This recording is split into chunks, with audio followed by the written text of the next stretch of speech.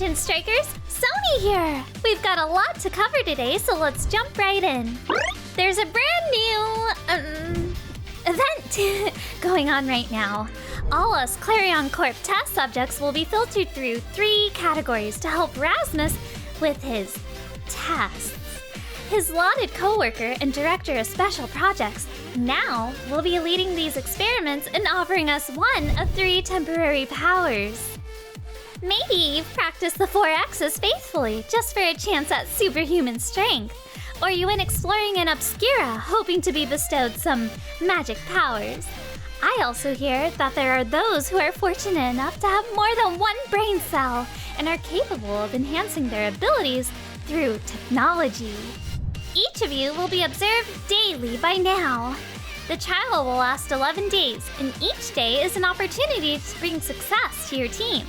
At the end of the 11 days, Clarion Corp will total it up and we will see which power dominates. The data collection begins today, so make sure to pick a superpower and get some games in. Of course, Clarion Corp is kind enough to sponsor the new missions for this event with rewards. Score yourself a brand new emote, title, and nameplate. The team that is victorious will be able to keep their team's emote for free at the end of the event. Once the event has been concluded, the other team's emote will be available in the store for style points. Along with the event, Clarion Corp finished up their brand new map.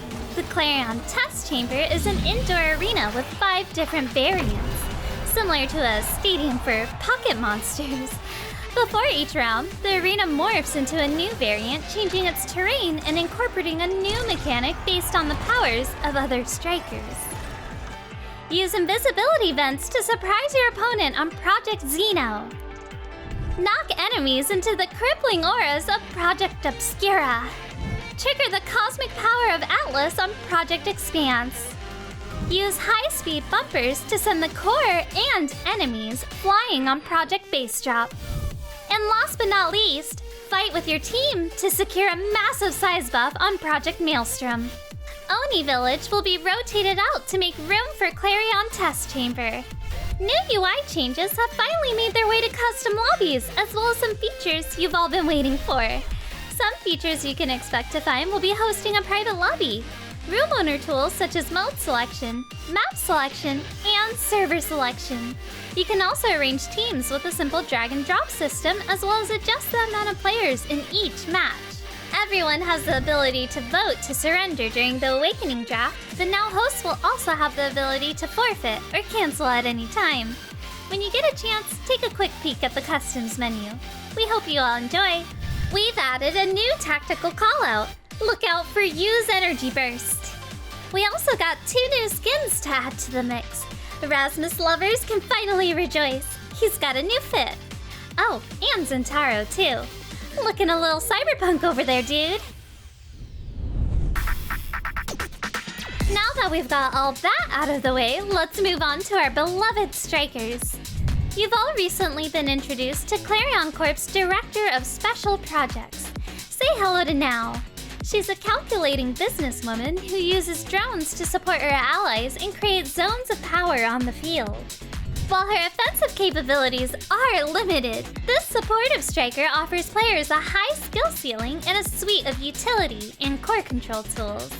To make the most out of Now's kit, you'll have to think 2 steps ahead by placing her long-lasting creations in strategic spots, and know when to warp into the action to take matters into your own hands. For more information about our latest striker, make sure to check her out in her striker trailer. Aimee fans were KOing others too easily with her combo. This will make it just a tad trickier to pull it off. We mentioned some Asher buffs last time. These should help goalie Asher, but should not buff forward Asher too much. We want to see Shotgun Lizard pull off some cool plays. This will help him control the field a bit more. As we mentioned previously, Finny has struggled to find her footing despite living it up in Buff City. We've decided to give her whole kit some love with quality of life changes, numbers buffs, and a mini ability rework. We expect she'll now sit at 50% win rate. Juno can now consistently strike the core at all points of her jump. Kasan has been underperforming in win rate in most tiers of play. We're giving him a slight nudge to his most devastating, but also most fair ability. In upper tiers of play, Kai can't really hang. This will help him fit in with the damaging gamers a bit more. Everyone is banning Rune. Stop it. This should make him less annoying to play against in the goal, but keep him relatively the same forward. In many tiers of play, X is not a popular choice. I mean, why? Look at him. He is so fine and so cool. His hair is totally rad. I'm glad I am getting this buff. I mean, he is getting this buff. Who wrote that?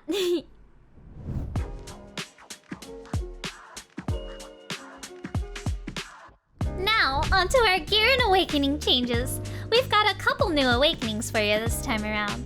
Please welcome Fight or Flight, Knife's Edge, and Demolitionist. And of course, with new additions, we must say bye-bye to others.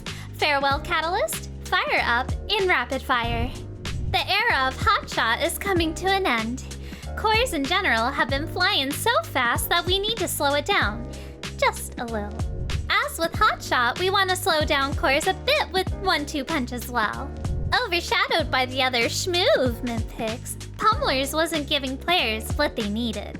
We undid the base stagger buff from the last patch, but are looking to have this particular spark scale better. Strike Shot has been underperforming other options as of late, so we're giving it a decently large bump in the right direction. Strikers with creations were leaving them on the playing field timelessly. This will make them a little less timeless and smaller, but still effective. An unpopular choice, Vambrace was only kinda good on a small subset of characters. This will make it a better choice for anyone in the cast to pick. There were also a handful of bugs that we took care of, so if you're interested in those buggy things, then make sure to check out the patch notes in the description below. Before we close out today's core chat, we must say farewell to one more. Goodbye, community emote Dubucheer. May his arms rest in peace. This month we have not one, not two, but 18 new emotes.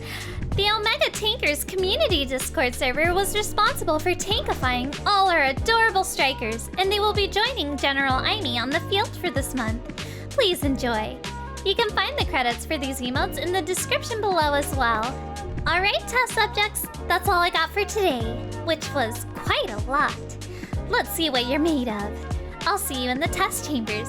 Sony out.